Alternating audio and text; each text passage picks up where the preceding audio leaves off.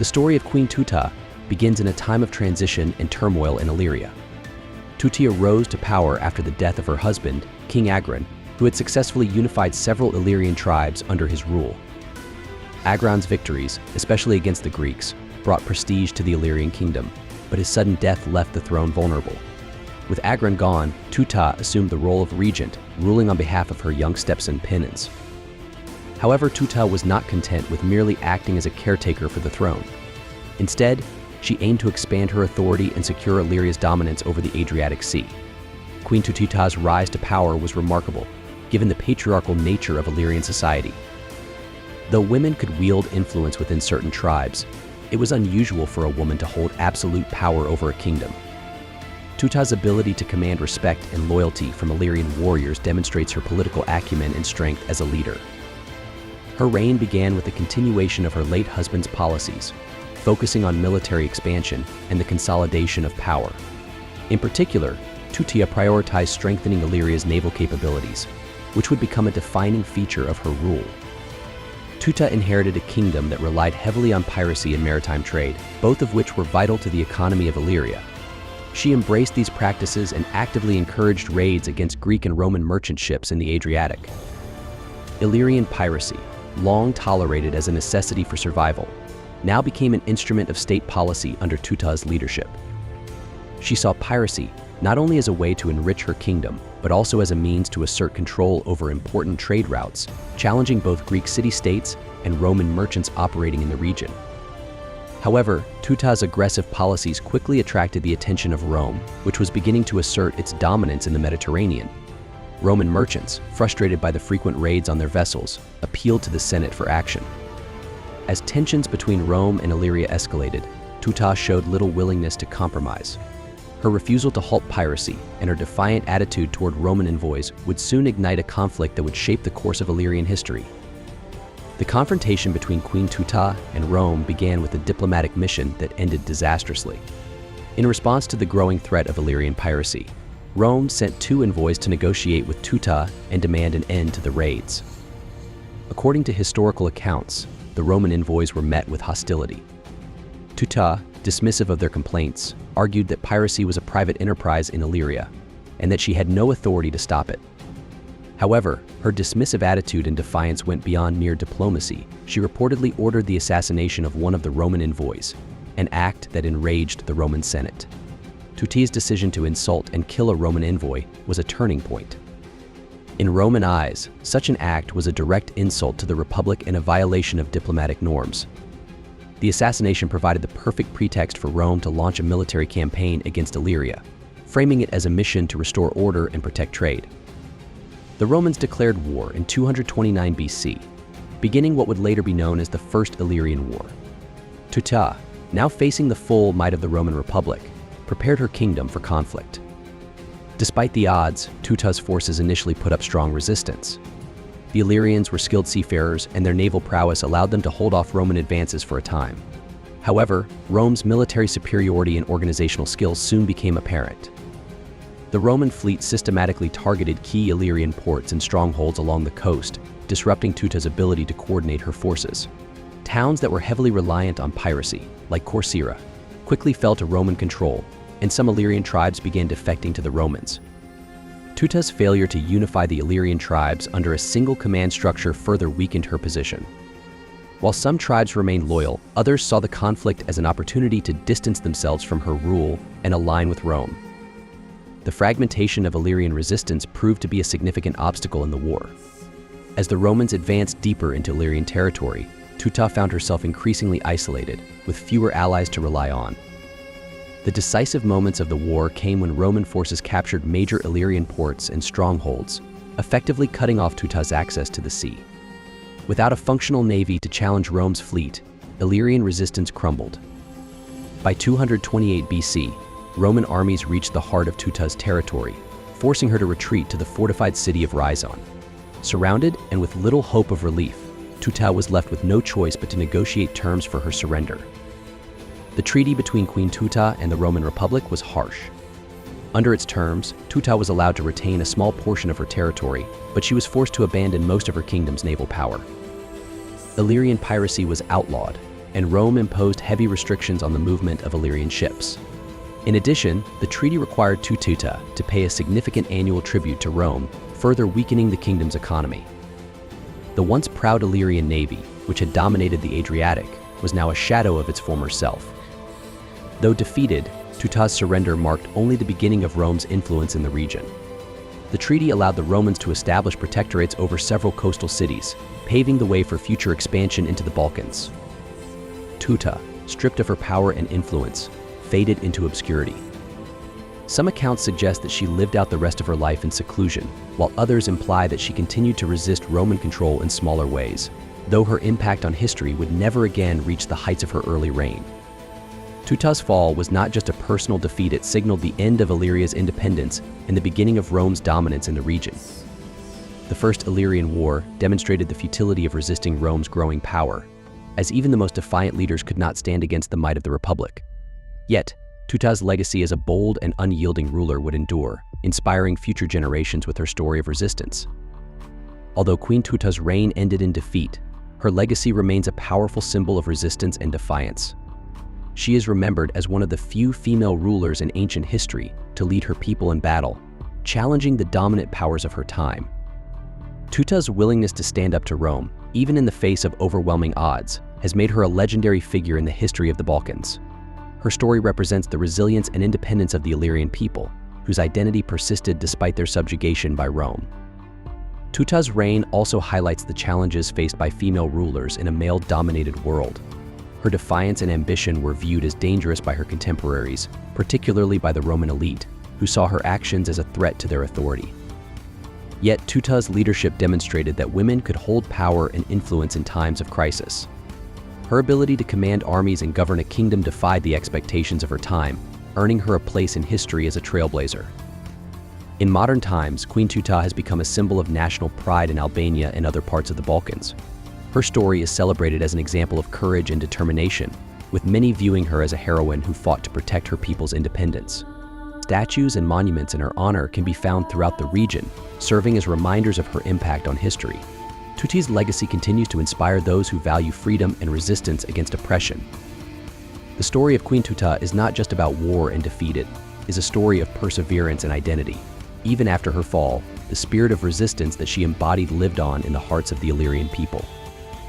Though the Romans would ultimately dominate the region, the memory of Tuta's defiance serves as a testament to the enduring power of a people determined to protect their way of life.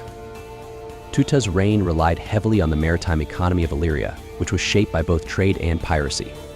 Before Roman intervention, Illyrian ships dominated the Adriatic Sea, controlling key trade routes that connected the Greek city-states with Italy. Coastal cities, such as Dyrrhachium and Apollonia, flourished as centers of commerce, where goods from the Mediterranean flowed through. However, much of the wealth that sustained the Illyrian kingdom also came from piracy, which was deeply embedded in the region's economic and cultural fabric. For the Illyrians, piracy was not merely an act of theft, but a form of livelihood. Capturing merchant vessels allowed Illyrian sailors to seize valuable goods, including metals, textiles, and wine. The profits from these raids supported the local economy, enriching both the monarchy and the coastal communities. Tuta understood the importance of piracy as a vital component of her kingdom's prosperity. Rather than suppress these activities, she formalized them, encouraging her subjects to raid foreign ships and claim spoils in the name of the crown. The Illyrian navy, which consisted of swift Liburnian ships, was instrumental in the success of these operations. These vessels, designed for speed and maneuverability, gave the Illyrians a significant advantage in the shallow coastal waters of the Adriatic. Tuta's encouragement of piracy was not only a means of economic gain, but also a political tool, allowing her to weaken rival states and disrupt Roman trade. By striking at Roman merchants, Tuta sought to challenge Rome's growing influence in the region and assert Illyria's dominance over the Adriatic Sea. However, this aggressive maritime policy came with significant risks. The Illyrian reliance on piracy alienated neighboring powers, including the Greek cities of Corcyra and Epidamnos, which depended on secure trade routes. Furthermore, the wealth generated from piracy was unevenly distributed, creating tensions between the coastal elites and the inland tribes. Tuta's strategy, while initially successful, ultimately made her kingdom a target for Roman retaliation. As the conflict with Rome escalated, the Illyrians found themselves isolated, with few allies willing to support them against the might of the Republic. Tutta's military leadership was characterized by both boldness and pragmatism. She recognized that her kingdom's strength lay in its naval capabilities, and she invested heavily in maintaining a strong fleet. The Liburnian ships used by her navy were ideal for fast, surprise attacks on enemy vessels, and Tutta's sailors became known for their skill in executing swift raids. She relied on the element of surprise, launching attacks on merchant fleets when they were most vulnerable. This strategy allowed her to maintain control over the Adriatic and strike fear into her enemies. On land, Tutta's leadership was marked by a more defensive approach.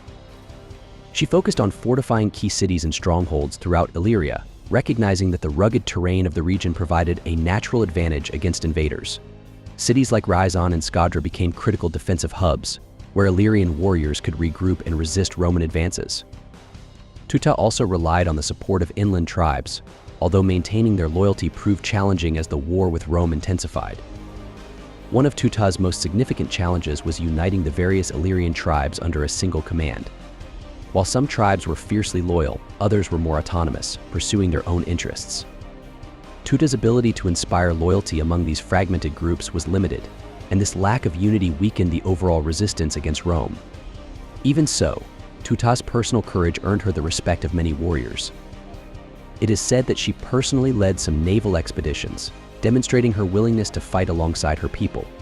However, despite her strategic efforts, Tutta underestimated the organizational strength and persistence of the Roman army. The Romans adapted quickly to Illyrian tactics, learning to counter the swift raids that had initially frustrated them. As Roman forces closed in on her key strongholds, Tutti faced the grim reality that her kingdom could not withstand a prolonged conflict. Even with her naval prowess and strategic fortifications, the overwhelming power of Rome was too much for the Illyrians to resist. The consequences of Tutta's defeat were profound and far-reaching, not only for her personally but for the entire region of Illyria. With her surrender in 228 BC, the balance of power in the Adriatic shifted decisively in favor of Rome. The peace treaty between Rome and Tutta marked the end of Illyria's status as an independent naval power. Although Tutta was allowed to retain a small portion of her kingdom, her authority was severely curtailed, and the remaining Illyrian fleet was reduced to a token force. The once feared Illyrian pirates were now outlawed, and Rome began establishing a series of protectorates along the coast. The defeat also marked the beginning of Rome's deeper involvement in the Balkans. With Illyria subdued, Roman influence expanded into neighboring regions, including Macedonia and Epirus. The Roman Republic used the opportunity to secure its control over key trade routes, ensuring that the Adriatic would remain under its dominance. The end of Tutta's reign signaled the decline of Illyrian political autonomy, as Roman governors and officials began to exert increasing control over local affairs. For the Illyrians, the loss of independence was a bitter blow. The cultural and economic changes imposed by Rome disrupted traditional ways of life, particularly in coastal areas that had relied on piracy and maritime trade. Inland tribes, although less affected by Roman interference, also felt the impact of the new order. The spirit of resistance, however, did not die with Tutta's defeat. In the following decades, other Illyrian leaders would rise to challenge Roman authority, although none would achieve the same level of prominence as Tutta. Tutta herself fades from historical records after her surrender, and little is known about her later life. Some speculate that she lived in exile or imposed retirement, while others suggest that she may have remained active in some form of local governance. Regardless of her fate, the memory of her defiance endured, becoming a source of inspiration for future generations. Tutta's story became part of the cultural fabric of the Balkans, symbolizing the struggle for independence against foreign domination. Queen Tutta's legacy has transcended the centuries, becoming a powerful symbol of resistance and resilience in the Balkans. Although she ultimately lost the war against Rome, her refusal to submit without a fight has made her an enduring figure in the region's history. In modern Albania, Tutta is celebrated as a national heroine, representing the indomitable spirit of the Illyrian people. Statues and monuments in her honor stand as reminders of her courage and leadership, preserving her memory for future generations. Tutta's reign also serves as an important case study in the challenges faced by small states confronting larger empires. Her story illustrates the difficulties of balancing ambition with pragmatism, as well as the dangers of relying too heavily on piracy as a state policy. While Tutta's naval strategies were initially effective, They ultimately provoked a powerful enemy that she could not defeat. Her experience highlights the complexities of leadership in a volatile political landscape, where decisions have far-reaching consequences. Beyond her military achievements, Tututi's story is a testament to the role of women in leadership during ancient times. Though female rulers were rare in the ancient world, Tuta's ability to command respect and lead her people in battle challenges traditional narratives about gender roles in history. Her reign demonstrates that women could wield power and influence, even in male-dominated societies, and her legacy continues to inspire women in leadership roles today. In the end, Queen Tuta's impact extends far beyond the events of her lifetime. Her defiance against Rome and her determination to protect her people's independence resonate with the struggles of many nations throughout history. Although the Illyrian kingdom she ruled no longer exists, Tuta's story lives on as a symbol of courage, resistance, and the enduring fight for freedom. Her legacy remains a vital part of the cultural heritage of the Balkans, ensuring that the name of Queen Tuta will never be forgotten.